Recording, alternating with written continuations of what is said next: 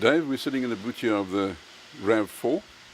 Tell us about the vehicle. It's much bigger than the original, and some of the specifications of this model.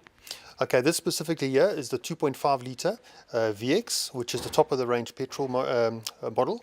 Some of the standout features of the vehicle: power boot on the power boot here, which the power door basically opens and closes as needed, just by the press of a button. So it helps with packaging into the vehicle, that sort of thing, hands-free. Other features: sunroof, which is a nice feature, obviously coming with leather as well. Those are all features that are standard with it. Other standout features would be auto lights, auto wipers. They come with daytime running lights too. But yes, absolutely, in the whole package, you're talking top of the range. Also keyless entry, so you can get to the vehicle, you can get into the car while it's raining quickly without having to take your remote out and undo the alarm system and getting into the vehicle. Yeah, those are... So it's basically an urban vehicle that can also be taken off-road. It's not a proper 4x4 off-road vehicle, eh? It doesn't have a low range, which most four-wheel drives, like Fortuners and Hiluxes and that have got. But it can do that. It can go. It's a bit of a cross vehicle where it can handle the urban side of things as well. And basically, with the beauty with the Rav is it does both so easily.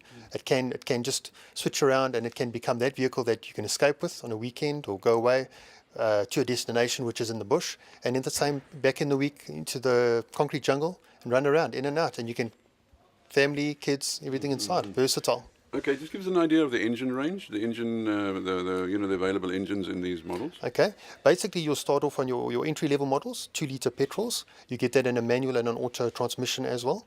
You'll go up from there to a 2.5 turbo diesel, which is that's your first four-wheel drive or all-wheel drive model, and then you'll get that's a 2.2 turbo diesel, and then you get that in a VX spec, which is this spec, which is what we're sitting in here.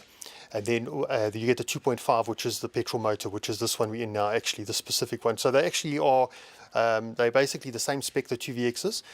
Small differences like wheel sizes, 17-inch and 18-inch, little things like that. But bulk of the spec that is here is in both models. A very important question in a vehicle like this is consumption, fuel consumption. Okay, your two models at the base, your 2 litres, they run, your base model 2-litre manual runs about 7.7 litres on 100. And then coming back to your auto in that version, 7.4, funnily enough. The auto runs lighter than the manual does, which is actually quite, people don't quite see it that way, but they are. It's actually, and I've got, my clients are doing that. I've got ones that are delivered that are responding, and they're giving that sort of consumption, which is quite, it's quite impressive. Yeah. Diesel? Diesels, your diesel version, your first diesel version gives you 5.6 litres on 100. That's your GX model. And then when you go to your 2 VXs at the top, that will be an automatic version of that diesel. That gives you 6.5 and 6.5 litres on 100, and then the petrol goes up to 8.5. So there's a bit of a difference there. Okay, Dave, if a customer comes to you and says, look, I would like a Toyota and I'd like a Rav, but they don't know the car or the model, what would you highlight if you try and convince this person to buy a Rav4? Well, one of the big things that's happened over the time is that the older generation Ravs were classed slightly as being expensive.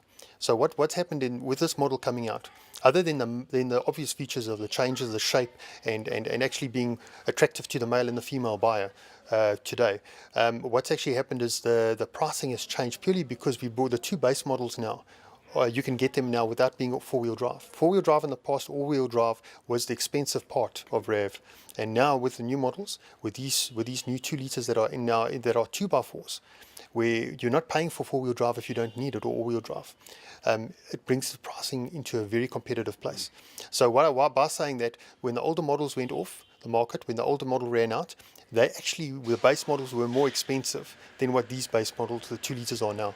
So that's a big attraction, and it's something that the public probably aren't fully aware of until they actually see if they had to go in and have a look at what a Rav is about, and obviously look at the pricing, and they'll see how competitive it is. Yeah. Look, a lot of people are loyal to Toyota because it's a quality product.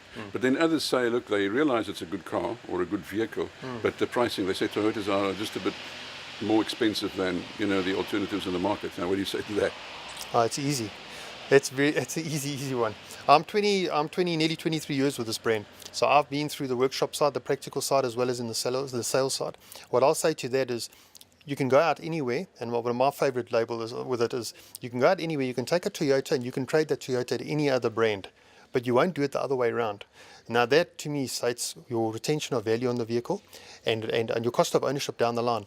You might pay a bit more upfront, and I'm not going to necessarily argue that point, but remember something, you don't just own the car, you don't just pay for it and stop there. You pay for it and there's a cost of ownership down the line.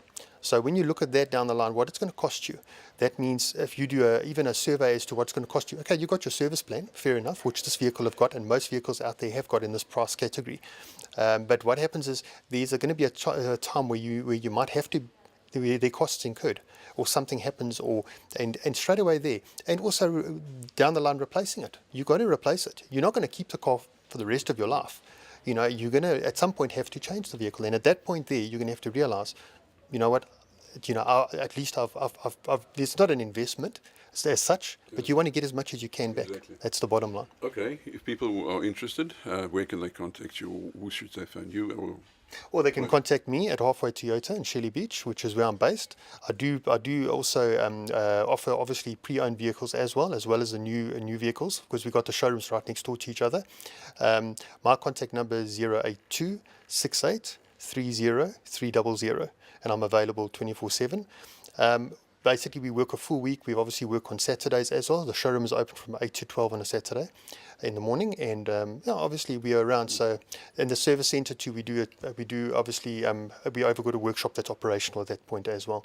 And then obviously being at Shelley Beach and being so centralised, we've obviously got very attractive offers as far as benefits to being one of our clients. Where you drop your vehicle for servicing, we have got courtesy buses running our clients, dropping them off at home, and we are after when you bring your vehicle for a service. So there's a lot of benefits to being part of this brand and having a 220 dealer network around the country. I mean, we've got a full dealer network, which is very important. Yeah. Dave Grobler, thank you very much. Thank you.